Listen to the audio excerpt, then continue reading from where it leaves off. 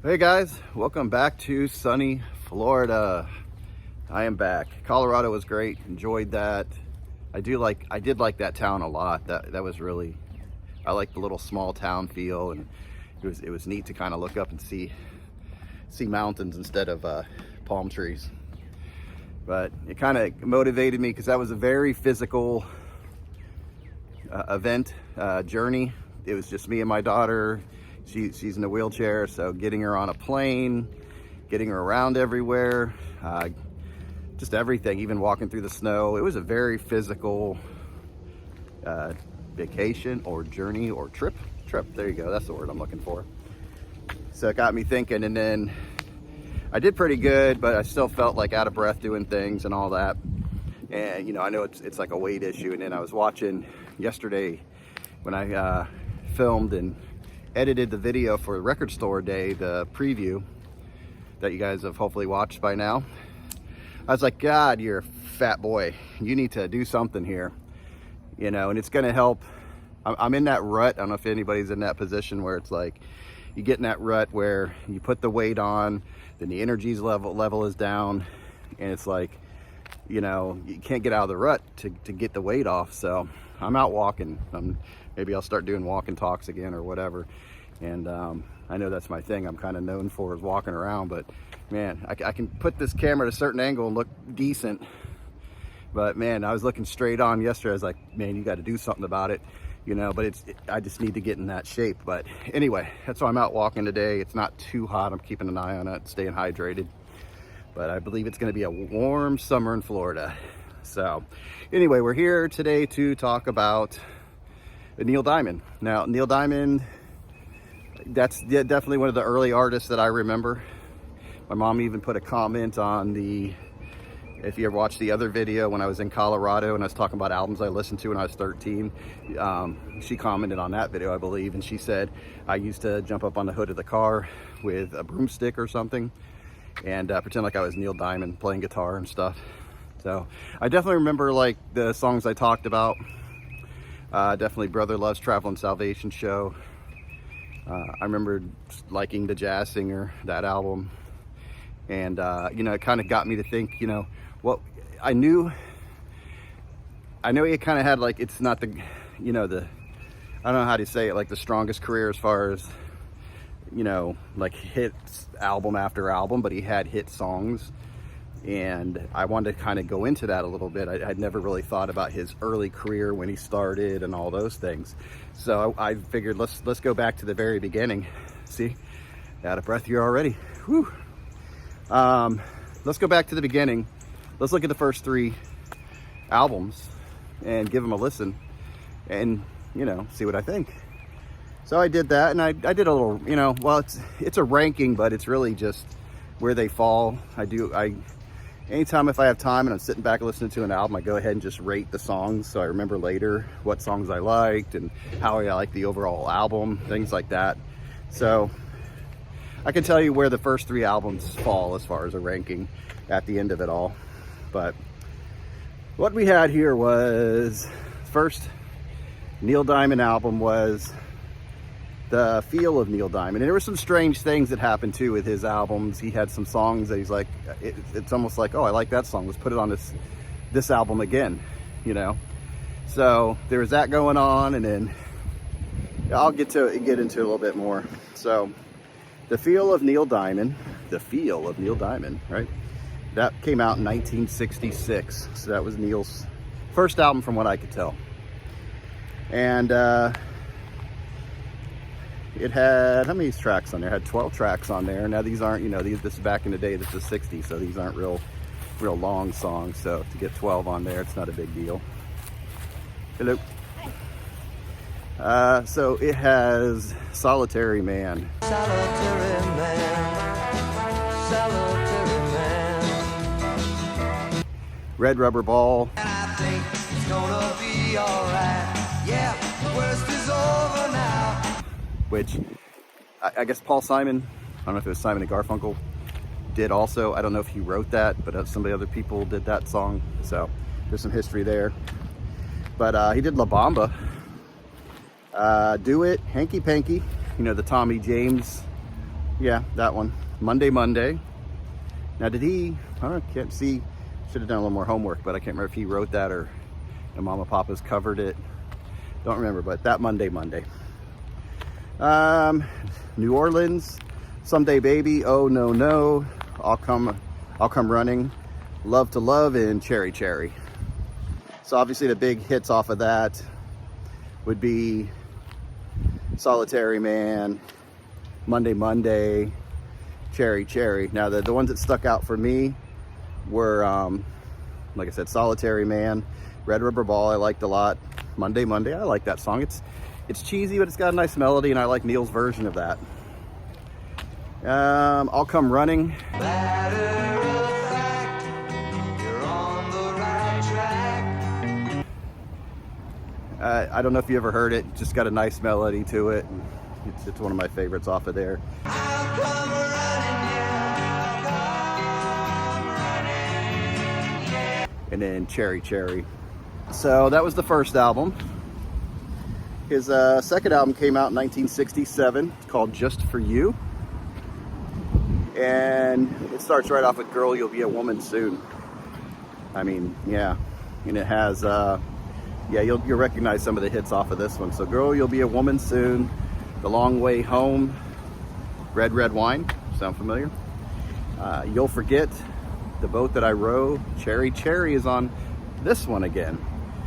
And I don't know if I wrote, no, I don't know. I didn't put a note of why it was on there again, but it was on there. He liked that song, and I don't know, put it on there. I don't know if it's a different version of the song. I don't know. I'm trying to remember now. It's been a couple weeks since I did this, but I don't remember it being much different. So that didn't stick out. I'm a Believer's on here. That sounds a little familiar. Shiloh. Shiloh, when I was young, I used to call your name. You Got to Me. You got to me. Got to my soul. You got to me. You got control. You got to me. There's Solitary Man again. So that was on there also. And Thank the Lord for the Nighttime. So a lot of those songs really worked for me. I told you I do my little 3-point rating system, and then if I really like a song, I put a little smiley face next to it. Well, my smiley face songs are Girl, You'll Be a Woman Soon, Red Red Wine, Cherry Cherry, I'm a Believer, Shiloh, You Got to Me, and Solitary Man, then Thank the Lord for the Nighttime. Thank the Lord for the nighttime. To forget the day. The day of So a lot of smiley faces on that album. Then there was Velvet Gloves and Spit. So it was mainly acoustic based album, and most of these are mainly acoustic based. Sound on all three of these albums, very, you can hear the bass lines well, very acoustic. Obviously it's the 60s, so not a lot of effects or anything. So just good singer-songwriter stuff. So on this album there's lots of reverb and hand claps, good storytelling. Each instrument can be heard clearly. Groovy parts with organ on Holiday Inn and Practically Newborn. Holiday Inn Blues and Practically Newborn. I'm just not reading my notes correctly. So good 60s pop, I put. This album, Velvet Gloves and Spit, was re-released in '70 with the addition of Shiloh. And then there's a quote from Neil Diamond about the name, because I was like, what is Velvet Gloves and Spit? I mean, it's weird. So he put, I chose Velvet Gloves and Spit for the title because it really supplied the meanings of the songs to me. Velvet Gloves, the soft and warm side, and Spit, the gritty, hard facts of life.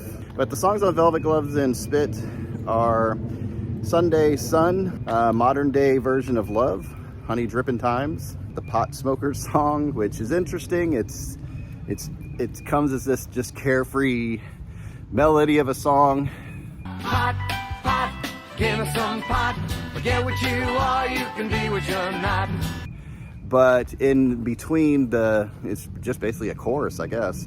In between the chorus, you have interviews of people who were addicted to drugs here in the 60s, talking about, harder drugs than marijuana and things like that. And I think he interviewed, I want to say that They interviewed people that were in rehab facilities or something at the time. And I bought myself a nickel bag, and I smoked that bag, you know, until I finally got high. So that made the Pot Smoker song. It's a very interesting song. Brooklyn Roads. Now that's one about him growing up in Brooklyn and his life there basically as a kid. 2-Bit Man-Child, Holiday Inn Blues, Practically Newborn. This one, Knockerflug.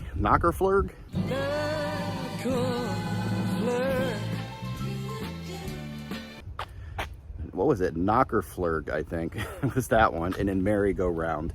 And there are no smiley face songs on this album for me, so I'll get into the rating of it here a little bit. So there's definitely some really good early Neil Diamond stuff in there, and there's some stuff to come obviously after that.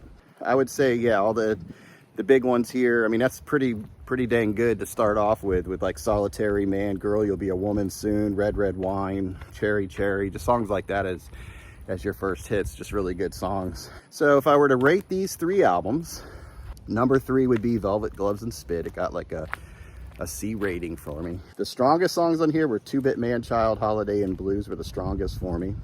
The very weakest song for me was Modern Day Version of Love. So that would be number 3, Velvet Gloves and Spit.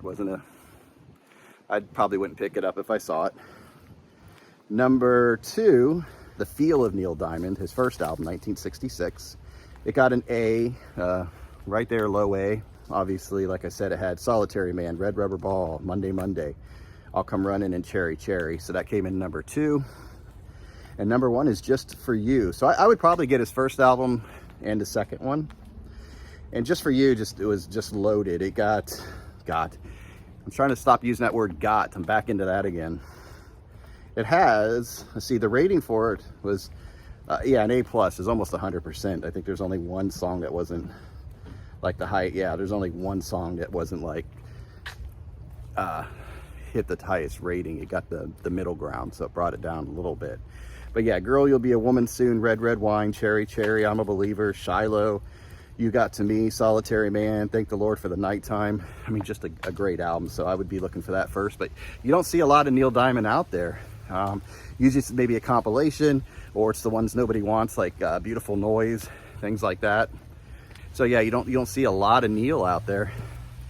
And you know, maybe they'll get some of his early stuff reissued or something at some point, you know, the good stuff, or just give us a good strong compilation. So that was a fun little exercise to do with Neil Diamond, just to get into that artist a little bit, somebody that has been a part of part of my life, and to really explore his career a little bit. So I might go a little bit further in there. I've already done a couple other listings, and I'll do those videos first, but I might get back to Neil, kind of work my way through a little bit, you know, just see where his career, how it worked. But to me, it feels like he was a guy that had some really strong songs. In this case, that second album was a really strong album. To me, Jazz Singer was a strong album. Taproot Manuscript was a strong album. So there's some strong albums, but he has a lot of albums that probably had 1 or 2 songs, and the rest were probably like mediocre kind of thing, you know. But I'm gonna maybe just explore that a little bit. So let me know what you guys think about Neil Diamond, your experience with him, if you have any memories of him. And he's just a guy that really doesn't get talked about a lot in the vinyl community, but I think he deserves some talk. He's definitely was somebody that wrote some really, you know, really good songs, and deserves some credit. So anyway, that's what I have for you guys today. I appreciate you watching, and hopefully I'll make it back alive before I melt. Until next time, you guys enjoy your music, and you take care, all right? Bye. Young child with dreams, dream every dream on your own. When children play, sing